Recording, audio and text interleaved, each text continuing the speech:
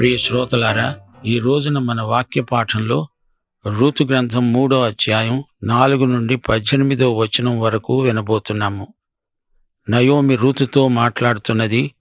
బోయజు పండుకొన్న తరువాత అతడు పండుకొనిన స్థలమును గుర్తెరిగి లోపలికి పోయి అతని కాళ్ల మీద ఉన్న బట్ట తీసి పండుకోవాలి. నీవు చేయవలసిన దానిని అతడు నీకు తెలియచేస్తాడు. ఈ వచనంలో మనకు గొప్ప పాఠం ఉన్నది. చాలామంది సంఘంలో సభ్యులవుతున్నారు, కాని వారు హృదయపూర్వకంగా క్రీస్తును స్వీకరించిన వారు కారు. వారు పంట కళ్ళమునకు వెళ్ళిన వారు కారు. యేసుక్రీస్తును తమ బంధు విమోచకునిగా అంగీకరించిన వారు కారు. నీవు యేసు ప్రభువు వద్దకు వెళ్ళి రూతులాగా నీవే నా బంధు విమోచకుడవు అని చెప్పాలి. నీవు క్రీస్తు దగ్గరికి కాదు, క్రీస్తు లోపలికి వెళ్ళిపోవాలి. రోమాపత్రిక 6వ అధ్యాయం 23వ వచనం, దేవుని కృపావరము ప్రభువైన యేసుక్రీస్తునందు నిత్య జీవము. రూతుకు మోషే ధర్మశాస్త్ర ప్రకారం బోయజు తన బంధు విమోచకుడు అని చెప్పడానికి హక్కు ఉన్నది. దానికి బోయజు కూడా సమ్మతిస్తాడు.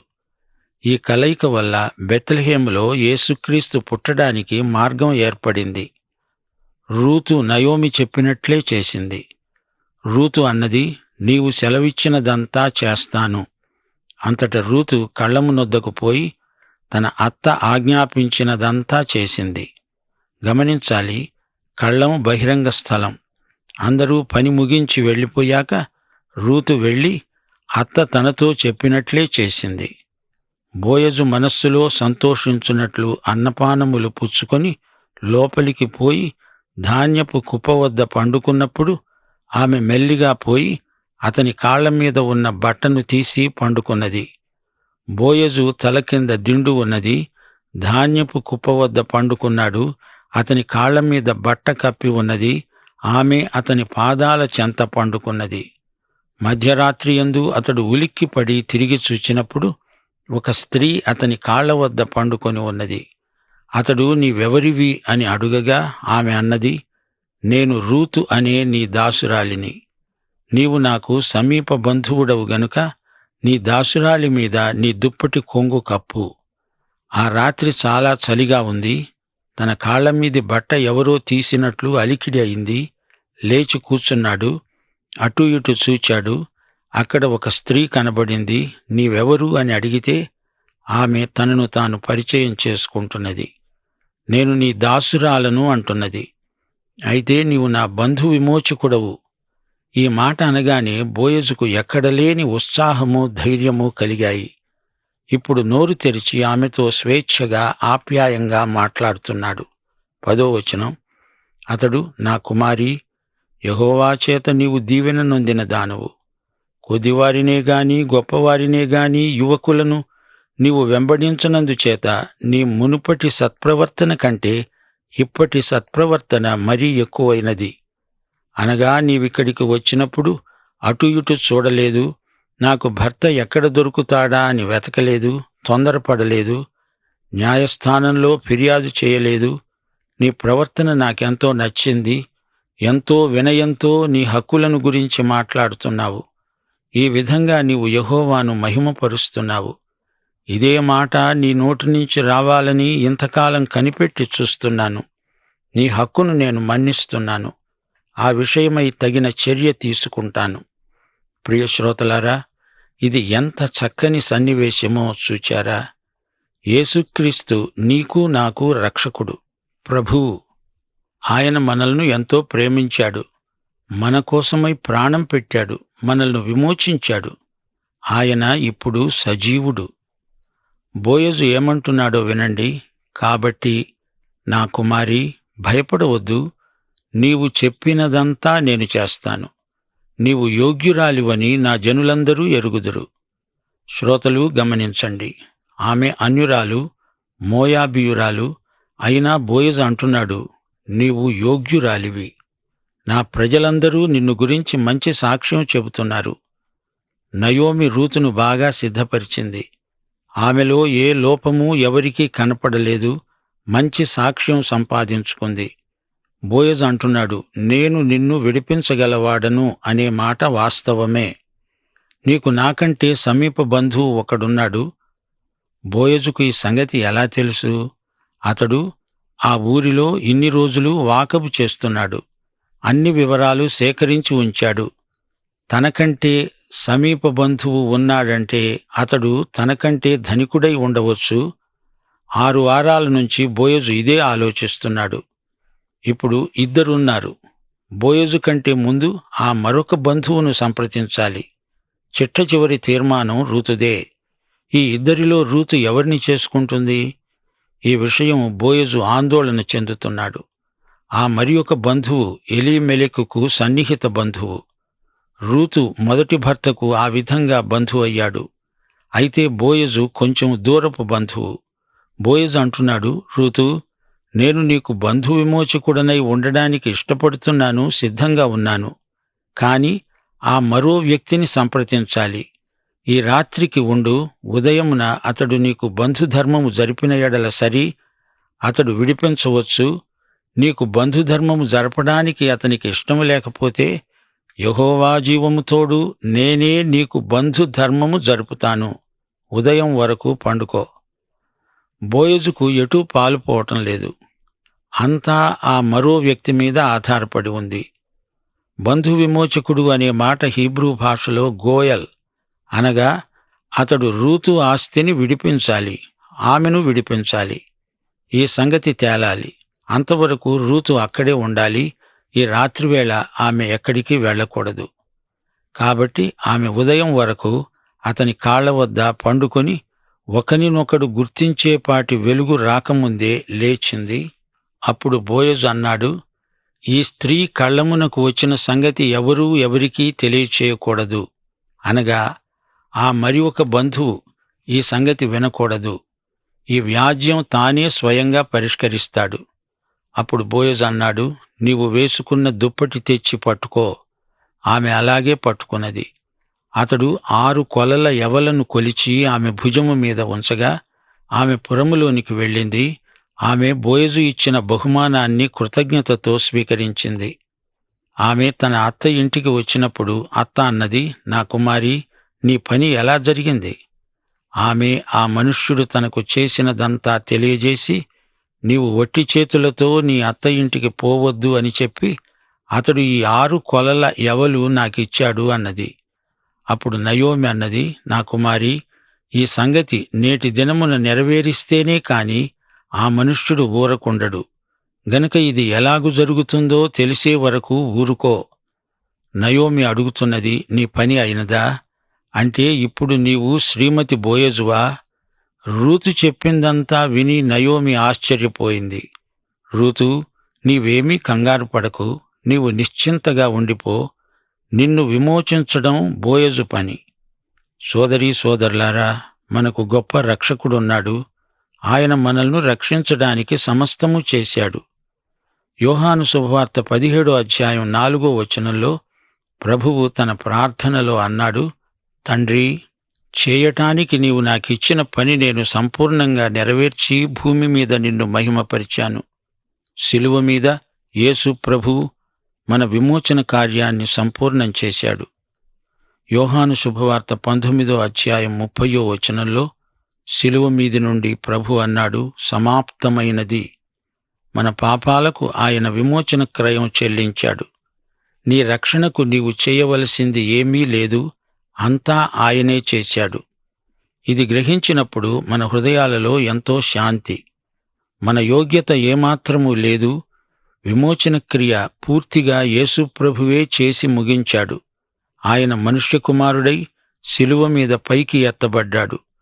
యోహాను శుభవార్త 3వ అధ్యాయం 14-15 వచనాలు.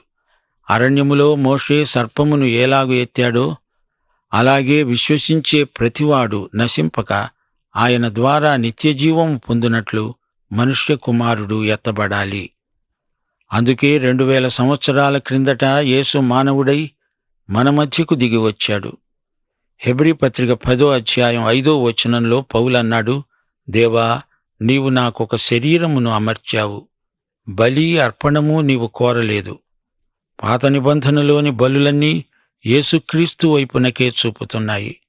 మనల్ని రక్షించేది యేసుక్రీస్తు.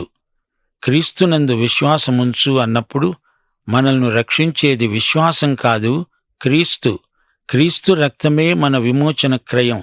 అందుకే నయోమి అంటున్నది, నీవేమీ కంగారు పడవద్దు, నీవు చేయవలసిందేమీ లేదు.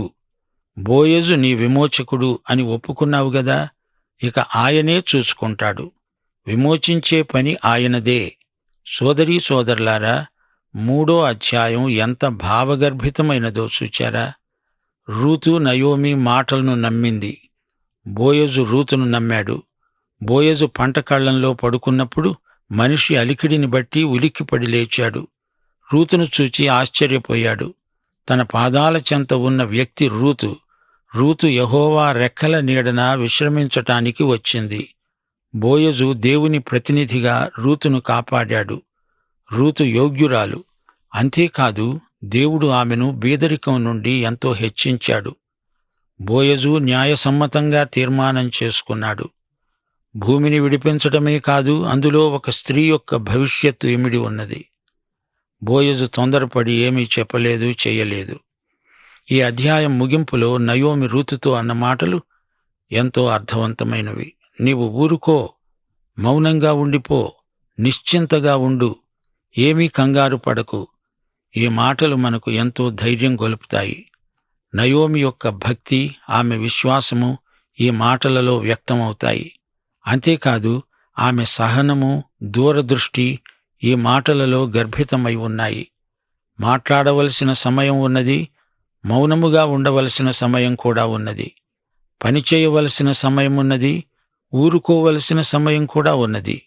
చింత యావత్తు దేవుని మీద వేస్తే విశ్వాసి నిశ్చింతగా ఉండిపోగలడు.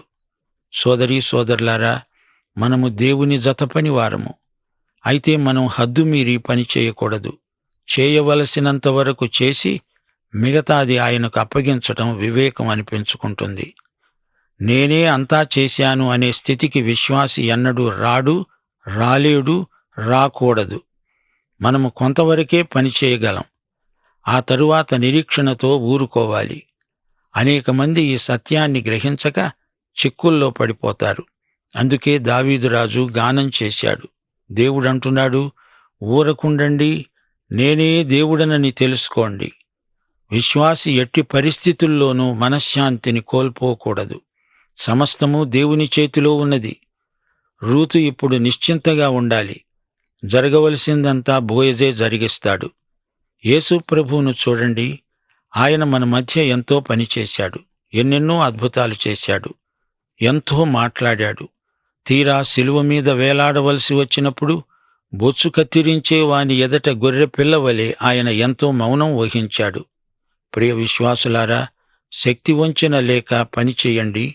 అది ఆయన చేయిస్తున్న పని. ఆయన ఊరుకోమన్నప్పుడు ఊరుకోండి. ప్రశాంత చిత్తులై ప్రార్థనలో ఉండండి. ఆయన మనకు ఎప్పుడూ మేలే చేస్తాడు. ఆయన చిత్తమే మన పట్ల జరగాలి. ఫలితాలు ఆయనకే అప్పగించాలి. ఈ అధ్యాయం 11వ వచనంలో బోయజు అన్నాడు, నా కుమారీ, భయపడకు. నీవు చెప్పినదంతా నేను చేస్తాను. నీవు యోగ్యురాలివని నా ప్రజలందరికీ తెలుసు. అవును, రూతు ఎంతో యోగ్యురాలు. అదే ఆమెలోని ప్రత్యేక ఆకర్షణ. అదే ఆమె అలంకారం. స్త్రీకి ఇంతకంటే ఎక్కువ అందం మరేముంది? ఆమె యోగ్యురాలని అందరికీ తెలిసిపోయింది. ఆమె సౌశీల్యం ఎంత పవిత్రమైనదో ఊరిలోని వారందరూ తెలుసుకుని ఆమెను ప్రశంసించారు. ఆమెకు దేవుని యందు భయభక్తులున్నాయి. ఆమె సత్ప్రవర్తన గల విశ్వాసి. ఆమె అవలంబించిన నైతిక ప్రమాణాలు ఉన్నతమైనవి. ప్రియ సోదరీమణులారా, రూతును చూచి మీ పరిశుద్ధ జీవితాన్ని పదిలపరుచుకోండి. ఈ రోజు వరకు అందరూ రూతు సౌశీల్యాన్ని మెచ్చుకుంటున్నారు. అలాంటి యువతులు ఈ రోజున దేవునికి కావాలి, దేవుని సంఘానికి కావాలి. ప్రియ శ్రోతలారా, ఈ అధ్యాయంలో బోయజును మీరెలా గ్రహిస్తున్నారు? అతడు మంచి పనివాడు. పొలం పనులు చక్కగా క్రమబద్ధంగా చేసుకుంటున్నాడు. తాను గొప్ప ఆస్తిపరుడైనా గర్వించక తన పనివారితో కలిసిమెలిసి ఉంటున్నాడు. ఎక్కడికి వెళ్లకుండా ధాన్యం కుప్ప దగ్గరే పడుకుంటున్నాడు. నీవు బోయజు లాంటి విశ్వాసివైతే రైతువైనా, వ్యాపారస్తుడివైనా, వైద్యుడివైనా, ఉపాధ్యాయుడివైనా, కార్మికుడివైనా నీ ప్రభువు మహిమార్థమై మంచి పని చేస్తావు. నీ కింద పనిచేసే వారిని ప్రేమిస్తావు. నైతిక ప్రమాణాలు పాటిస్తావు. అనవసరంగా ఇతరుల పనుల్లో జోక్యం కలిగించుకోవు. నీ దాతృత్వాన్ని దేవుడు ఆశీర్వదిస్తాడు, నిన్ను హెచ్చిస్తాడు. ఆస్తిపాస్తులు దేవుడు మనకిస్తే వాటికి మనం గృహ నిర్వాహకులమని పనిచేయాలి. దేవునికి లెక్క అప్పగించాలి. బోయజు ఆదర్శప్రాయుడు. దేవుడతనికి తగిన భార్యనిచ్చాడు. అందరిలో అతనికి మంచి పేరు ప్రఖ్యాతులు వచ్చాయి. బోయజు సోమరివాడు కాడు, కష్టించి పనిచేస్తాడు. ఈ రోజున దేవునికి, దేవుని సంఘానికి బోయజు లాంటి పనివారు కావాలి. నయోమి లాంటి అనుభవజ్ఞుల ప్రార్థన బలం కావాలి. ఇదే ఈ రోజున దేవుడు మన నుండి కోరేది. బోయజు రూతుల వివాహం ఎంత మనోజ్ఞమైనదో గమనించారా? రూతుకు నయోమి పట్ల ఉన్న గౌరవము, నమ్మకము ఎంతో ప్రగాఢమైనవి. నయోమి అనుభవాన్ని, ఆమె హితవాక్కును రూతు గుర్తించింది. నయోమి శ్రమల బడిలో ఎంతో నేర్చుకున్నది. రూతు బోయజు ఆదరాభిమానాలను చూరగొన్నది. బోయజు అన్నపానాలు పుచ్చుకొని సంతోషంగా ఉన్నాడు. అతని మనసు ప్రశాంతంగా ఉంది. లోపలికి పోయి ధాన్యపు కుప్ప వద్ద పరున్నాడు. అతడు ఆ సమయంలో స్థిమితంగా ఆలోచించగలడు. మధ్యరాత్రియందు అతడు ఉలిక్కిపడి తిరిగి చూచాడు. తన పాదాల మీద కప్పి ఉంచిన దుప్పటి తొలగించబడిందేమిటి? అతడు భయపడ్డాడు. ఎవరు? ఎటూ కాని వేళలో ఎవరొచ్చారు? తన కాళ్లమీది దుప్పటి ఎవరు తీశారు అంటూ ముందుకు లేచి వంగి చూచాడు. ఆమె ఒక స్త్రీ. ఆశ్చర్యం! ఈమె ఎందుకు ఇక్కడికి వచ్చినట్లు? రూతు తనను తాను పరిచయం చేసుకున్నది. లజ్జ ఉట్టిపడుతూ ఉండగా ఆమె మృదుమధురమైన మాటల్లో తనను తాను పరిచయం చేసుకున్నది. నేను నీ దాసురాలిని, నా మీద నీ కొంగు కప్పు అని అడిగింది. కొంగు అంటే నీ కాపుదల, నీ రెక్కలు అని భావం. నీవు యోగ్యురాలవు అని మెచ్చుకున్నాడు బోయజు. నీవు కోరింది పొందడానికి యోగ్యురాలవు. నేను నిన్ను విడిపించగలను, కాని నీకు నాకంటే సమీప బంధువున్నాడు. అతణ్ణి సంప్రదించి గాని నేనేమీ చెయ్యలేను. బోయజు న్యాయసమ్మతంగా వ్యవహరించాడు. నయోమి అంటోంది, ఋతు, ప్రశాంతంగా ఉండమ్మా, కంగారు పడకు. బోయజుకు ఈ వ్యవహారం అప్పగించి నిశ్చింతగా ఉండు. ఎంత చక్కని హెచ్చరిక! యేసు ప్రభు చేతిలో నీ భవితవ్యం ఉంది. సోదరా, సోదరి, చింతించవద్దు. నీ చింత యావత్తు ఆయన మీద వెయ్యి. ఆయన నిన్ను గూర్చే చింతిస్తున్నాడు. పాఠం సమాప్తం. యెహోవా మిమ్ములను ఆశీర్వదించి కాపాడునుగాక. యేసుక్రీస్తు మీకు తన సన్నిధిని ప్రకాశింపచేసి మిమ్మును కనికరించునుగాక. పరిశుద్ధాత్మ మీ మీద తన సన్నిధి కాంతి ఉదయింపచేసి మీకు సమాధానము కలుగజేయునుగాక. ఆమేన్.